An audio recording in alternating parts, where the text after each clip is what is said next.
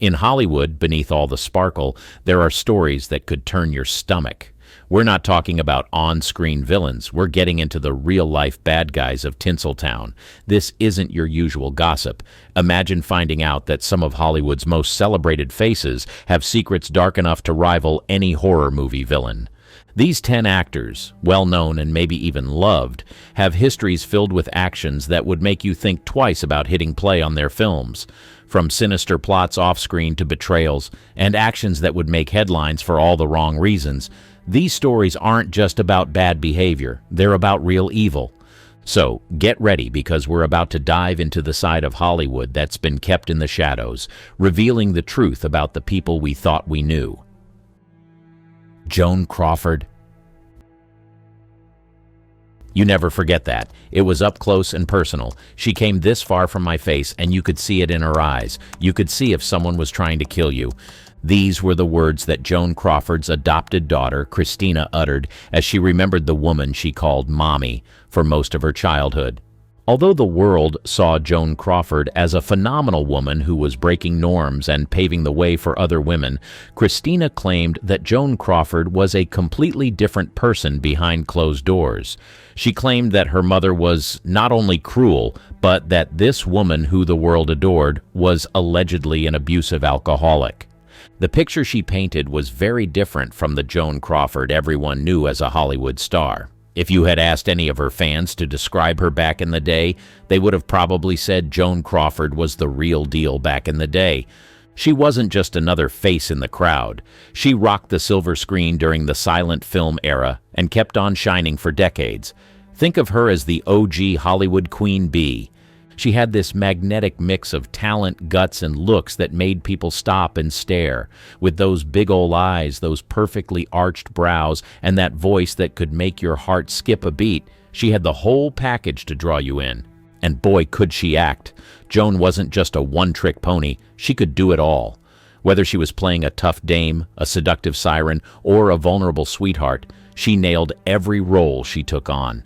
You couldn't help but feel what she was feeling when she was on screen. She was the very embodiment of Hollywood glamour, and her career spanned decades as she reached the peak of her career in the 1940s. She would later earn accolades for her roles in films like Mildred Pierce. But it wasn't just talent that got Joan to the top. She worked her tail off, putting in long hours on set and leaving no stone unturned in her prep for each role. Plus, she was no pushover when it came to business. Joan knew what she wanted and wasn't afraid to go after it, making savvy moves to keep her career on the up and up. Although she was undoubtedly an amazing actress, it was later revealed that she was difficult to work with because she always aimed for perfection. But all these allegations didn't come close to what her daughter had to say about her. A year after her demise, her daughter Christina released an explosive memoir titled Mommy Dearest, unveiling another side to Joan Crawford. Christina said that when she turned 13, her mother, Joan Crawford, became abusive towards her. But perhaps one of the incidents that remained etched in her memory was on one faithful day when Joan Crawford grabbed her by the throat, punched her in the face, and hit her head against the wall. Christina told the world that she lived in fear in her mother's home, and she felt helpless.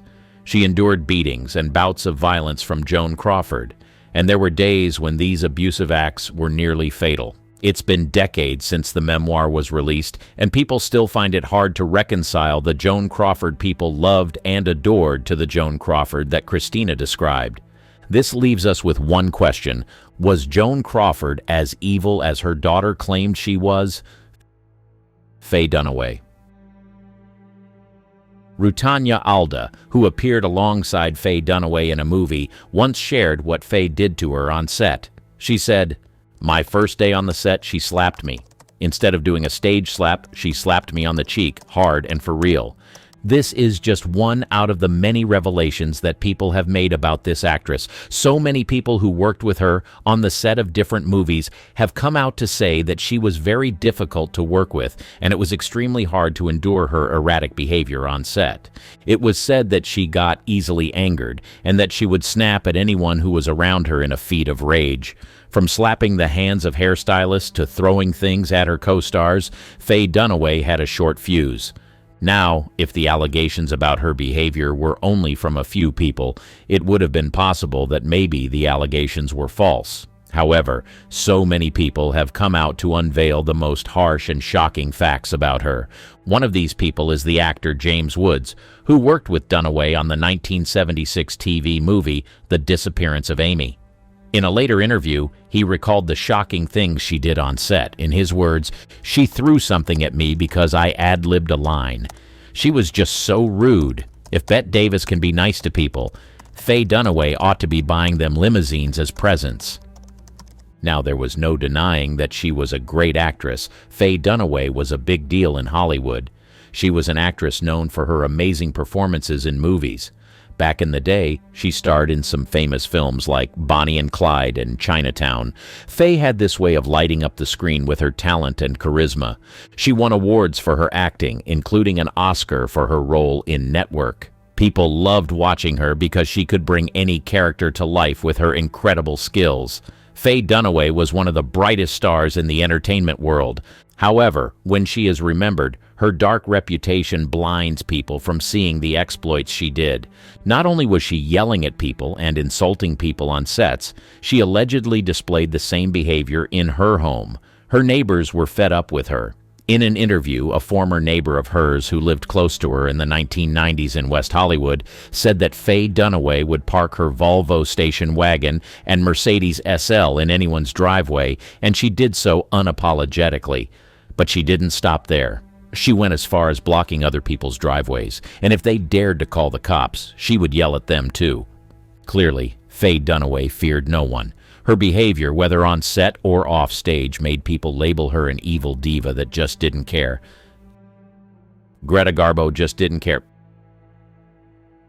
Greta Garbo was often perceived as mean because of how she acted around people. She usually seemed aloof and didn't care about hurting other people's feelings. Some said she was just blunt, while others believed that she was intentionally mean. Although her friends and well-wishers have tried to defend her over the years, Marlene Dietrich's encounter with Greta Garbo was proof that she wasn't a saint. The incident occurred on a shared soundstage where Marlene's set was open and welcoming, with tea breaks and a lively atmosphere. Garbo, on the other hand, was secluded behind curtains as per her usual preference. During a break, Garbo decided to intrude on Marlene's set, taking her chair and observing for an extended period. Marlene was initially flattered and entertained by Garbo's presence. In return, Marlene decided to reciprocate the visit, albeit with permission from her director. She asked the director, "Have you got a scene you can do without me? I'd like to go over and repay the compliment." When Marlene entered Garbo's set, she was met with hostility from both Garbo and her director, Fred Niblo, who demanded she leave immediately. Marlene attempted to diffuse the tension with her social graces, but Garbo remained cold and dismissive, even going as far as to insult Marlene by saying she came to see another actress, Jetta Goodall, not her. In Garbo's words, "You're very funny. You make me laugh. I didn't come over to see you. I came over to see a great actress, Jetta Goodall." This caused Marlene distress. Tears welled up in her eyes, but Garbo showed no remorse, instead becoming increasingly hostile, insisting Marlene leave and even threatening to halt filming. Later, Luella Parsons, who witnessed the incident, relayed it to Mayer at a party. Mayer disparaged Garbo, calling her derogatory names and dismissing her behavior. This further fueled the perception of Garbo as a mean-spirited individual. Despite attempts to defend Garbo as merely cranky, incidents like these added to her reputation for rudeness and cruelty. Lucille Ball, the unapologetic perfectionist. There is no denying that Lucille Ball was one of Hollywood's comedic geniuses. She made people laugh through her shows, but it was said that Lucille wasn't all about laughter behind the scenes. Some of the people who worked with her claimed that she was very difficult to work with. But could this be because she pushed everyone to bring their A game, or was she truly hell-bent on frustrating the lives of the people around her? Let's find out. Behind the scenes of the Here's Lucy episode titled Lucy and the Mountain Climber, Tony Randall, a guest star playing a mountain climber, witnessed Ball's commanding presence firsthand. He noted that she bossed everybody around and didn't spare anybody's feelings. This behavior may have come across as challenging for some to navigate, particularly those accustomed to a more collaborative or deferential working environment. However, Randall also recognized that Ball's assertiveness stemmed from her dedication to creating the best possible show. He acknowledged that she knew what she was doing, and that her directives were often correct, which ultimately saved time and contributed to the success of the production. Although some of her workers felt like she pushed them too hard, this was probably the reason why she was able to achieve success in the industry. Beyond her actions on set, no one who knew her personality complained about her attitude off set. She was said to be a fun-loving person who worked a little too hard. The unpredictable Tula Bankhead. Bankhead is yet another old Hollywood actress who has been labeled difficult over the years. Known for her flamboyant personality and unpredictable behavior, she often clashed with directors and co-stars, and was known for her excessive partying and substance abuse. One of her co-stars once said, "Tula Bankhead was a unique personality, and she had her code of conduct, her standard of ethics." Perhaps this was the reason why she was considered stubborn. Tula Bankhead's career was marked by her dynamic performances on both stage and screen. Bankhead's early success on Broadway paved the way for a transition to Hollywood in the 1930s. She starred in several films during this time, including Tarnished Lady and Devil and the Deep. While she achieved some success in film, Bankhead's true passion remained on the stage, and she continued to return to Broadway throughout her career. Some of Bankhead's most memorable stage performances came in the 1930s and 1940s. She earned critical acclaim for her roles in plays such as The Little Foxes, where she portrayed the ruthless Regina Giddens, and The Skin of Our Teeth. Offstage, Bankhead led a flamboyant and unconventional lifestyle. She was known for her wild parties, scandalous affairs, and open bisexuality, which added to her reputation as a rebellious and controversial figure. Back then, it was difficult to find women who were unapologetic about sharing their views. Tula was certainly different. From her mood swings and temperamental nature on set to her determination to live life on her own terms, Tula gained a reputation as a difficult person. Despite her controversies, Bankhead's talent and charisma made her a legendary figure in the entertainment industry, with a career that spanned nearly 5 decades and left a lasting impact on both Broadway and Hollywood. Was Marlene Dietrich that difficult? Marlene was yet another powerful woman who was labeled a difficult person, but was she really difficult, or she was just strong-willed? Marlene Dietrich, born in Germany, ascended to the heights of Hollywood with unwavering passion and determination, establishing herself as a powerhouse in the film industry from the 1910s to the 1980s. Renowned for her striking beauty, magnetic presence, and unparalleled talent, Dietrich captivated audiences worldwide, earning her a place among the greatest female screen legends of classic Hollywood cinema, as recognized by the American Film Institute. However, Dietrich's journey to success was not without its challenges and controversies. During the Nazi regime, Adolf Hitler, who was well aware of her influence and accomplishments, personally requested that she return to Germany. But Dietrich was not a woman who could be ordered around. Not only did she defiantly refuse, she publicly denounced Hitler as an idiot and vehemently opposed the Nazi regime. She didn't mince words, and she was firm in her decision. This courageous stance resulted in the ban of her films in Germany and earned her the ire of Nazi supporters, who hurled insults and jeers at her during her visits to the country. Dietrich's unwavering allegiance to the Allied forces during World War II led her to obtain American citizenship in 1937. She became a symbol of resistance and defiance against tyranny, breaking stereotypes and challenging societal norms with her bold choices on and off screen. Dietrich's relationships with both men and women, including an asexual relationship with poet Ernest Hemingway, and her portrayal of unconventional gender roles, such as wearing a tuxedo and kissing a woman in one of her films, further solidified her status as a trailblazer in Hollywood. Despite facing backlash and criticism for her strong personality and unconventional lifestyle, Dietrich remained steadfast in her convictions and devoted herself to humanitarian efforts during the war. She is remembered today as a trailblazer, a powerful woman who used her influence to fight for causes she believed in. So does this give her a ticket to be difficult and overly stern on set, as reported by those who have worked with her? Maybe, maybe not. You decide. Katherine Hepburn. Katherine Hepburn, born on May 12, 1907 in Hartford, Connecticut, was indeed an iconic actress whose influence reverberates through the annals of Hollywood history, but it appears that there was a side to the actress that many people didn't like. Throughout her career, Hepburn garnered an impressive array of accomplishments, including 4 Academy Awards for Best Actress, a feat unmatched by any other performer. Her ability to effortlessly transition between comedic and dramatic roles showcased her remarkable versatility and cemented her status as one of the greatest actresses of all time. Hepburn's roles were not merely performances, but transformative experiences that resonated deeply with audiences and inspired generations of aspiring actors and actresses. Whether portraying the spirited Jo March in Little Women, the sophisticated Tracy Lord in The Philadelphia Story, or the formidable Eleanor of Aquitaine in The Lion in Winter, Hepburn imbued each character with a complexity and depth that transcended the confines of the screen. Yet, behind Hepburn's on-screen brilliance lay a personality characterized by fierce independence and unyielding determination. While these qualities undoubtedly contributed to her success, they also earned her a reputation for being difficult to work with.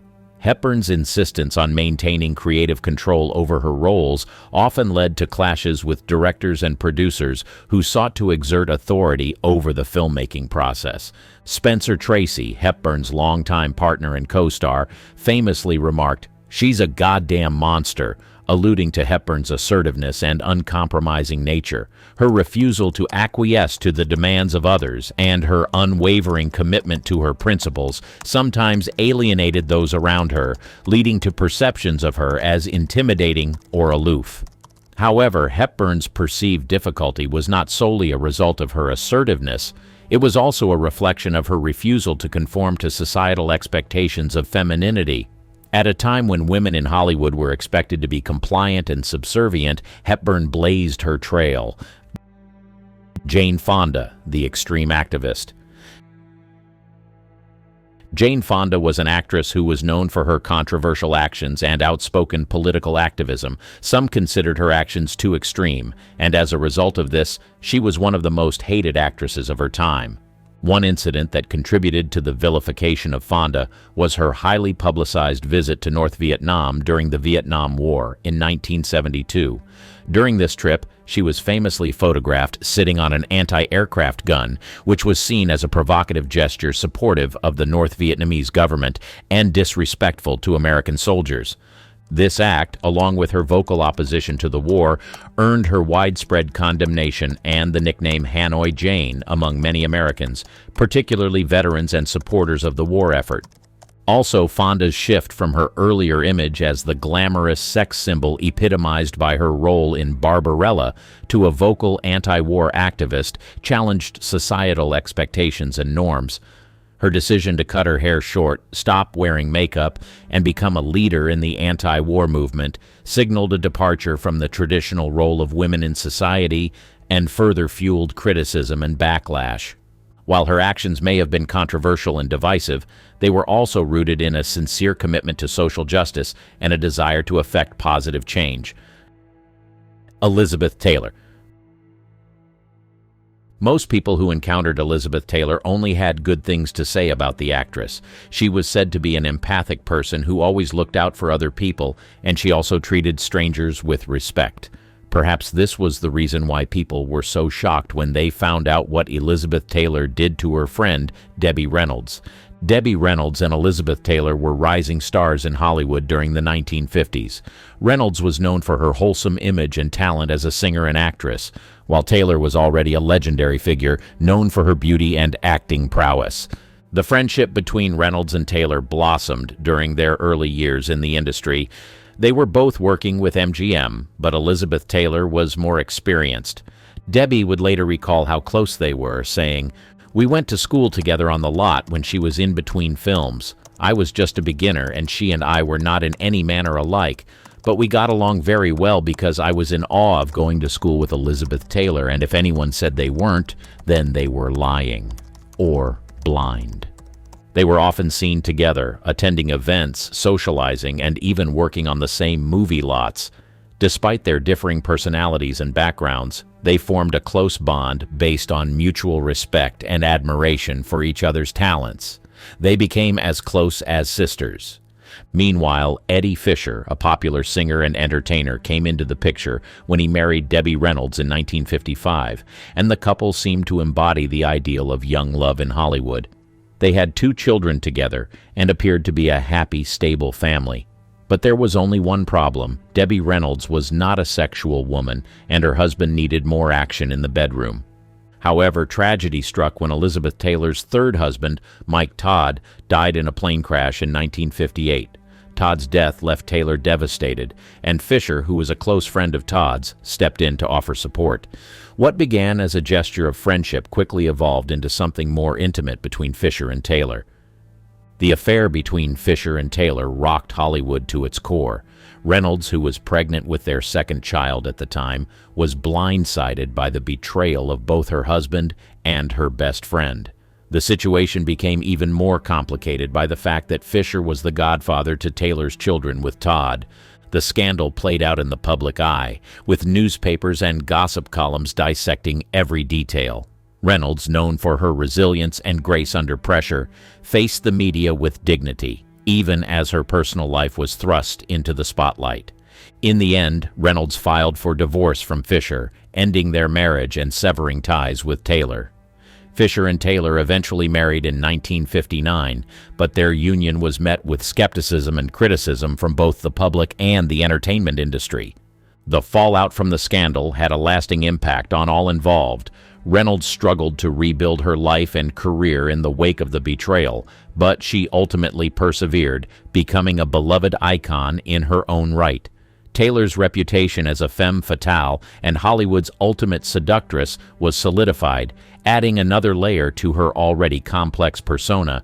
People called her a husband snatcher, and some even said what she did was pure evil. Bette Davis, the feud magnet.